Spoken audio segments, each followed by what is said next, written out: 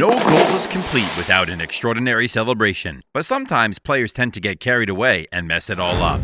Some celebrations can get you a yellow card, while others can start a war. If you don't believe me, then you just have to pause whatever you're doing and watch closely as I expose it all.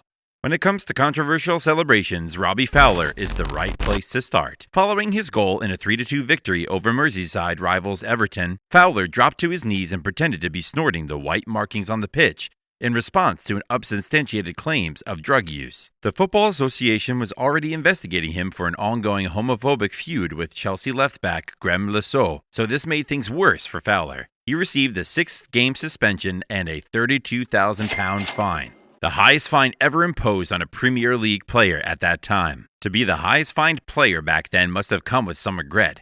But with Robbie Fowler, he felt nothing. When asked if he regretted exalting that act in 1999, Fowler had this to say: "No chance. I used to get absolutely mullered by Everton fans, so I was always going to do it. I knew what I was doing. I didn't care.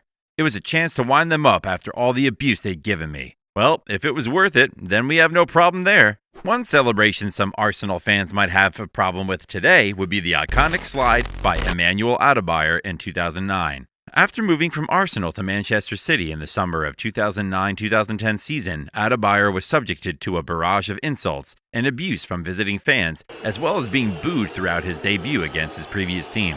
The Togolese striker then got a goal from Sean Wright-Phillips' cross to score the third goal in a 4-2 win at the Etihad Stadium. In a rage of anger, Adebayor lost control. Fueled with adrenaline, he proceeded to the opposite end of the pitch, where the Arsenal fans were seated, and slid right in front of them, running faster than he had ever done in his entire career. The Financial Association fined Adebayor £25,000 and banned him for 3 games for stomping on former teammate Robin van Persie during the game. In his post-match interview, he originally showed regret for his conduct, saying, "I've made a terrible mistake." But years later, the well-traveled striker admitted he would do it again if he had the chance. He said, "When I slid on my knees, arms wide in front of the fans, I felt untouchable.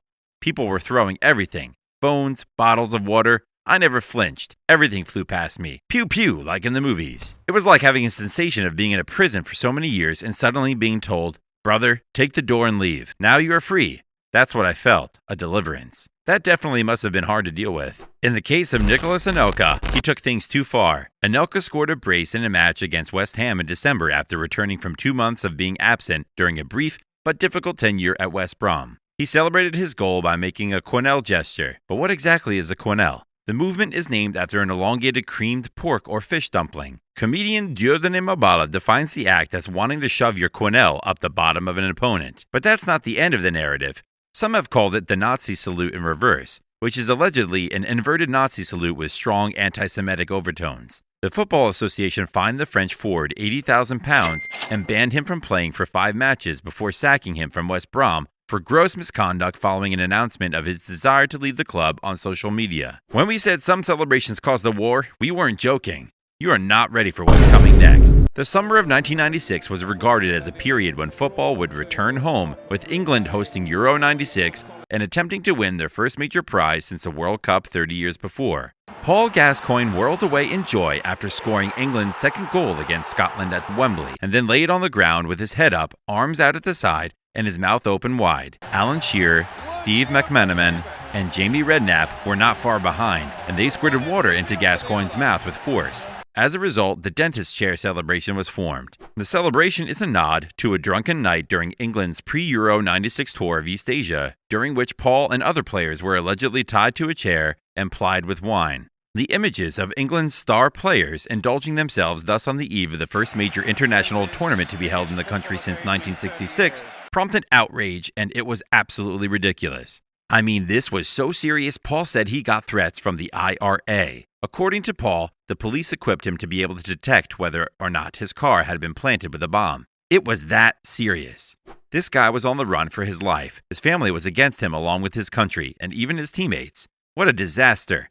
At the end of the day, Paul describes his celebration as a moment he will never forget. But one thing you won't regret is liking this video, subscribing to our channel, and turning on post notifications so you don't miss any of our awesome posts like this. Austrian forward Marko Arnautovic's 89th minute goal against North Macedonia in their Euro 2020 group match was far from a last gasp winner. But Arnautovic's goal celebration was out of this world. Much of his rage seemed to be directed at one of the Macedonian players. According to Serbian media, he allegedly used racist language during his outburst. He also made the OK hand gesture, a seemingly harmless symbol that was once used to indicate that everything is fine, but has now become a hate symbol appropriated by white supremacists. The North Macedonia soccer governing body said Arnautovic's comments were directed at their player, Espn Alioski, who has Albanian ancestors. This sparked so much fire, UEFA had to intervene. The UEFA appeals body was compelled to suspend Arnautovic for 1 game for insulting another player. In the case of Gareth Bale, the celebration was so controversial that no external body was needed to intervene. Bale scored Real's 3rd goal in the game at the Wanda Metropolitano after coming on as a second-half substitute, but he is accused of an overly provocative goal celebration in response to jeers from home fans. La Liga accused Bale of raising his right arm towards his head in provocation towards the supporters and then making a possibly obscene and derogatory gesture by raising his bent arm and hitting it halfway up with the other hand, according to a statement. In Spain, the attempted gesture, known literally as a sleeve cutter, is considered highly offensive. This was huge, and the whole of Spain wanted him to face repercussions for his action. Thankfully, it was not too serious. He was given a 12-match ban.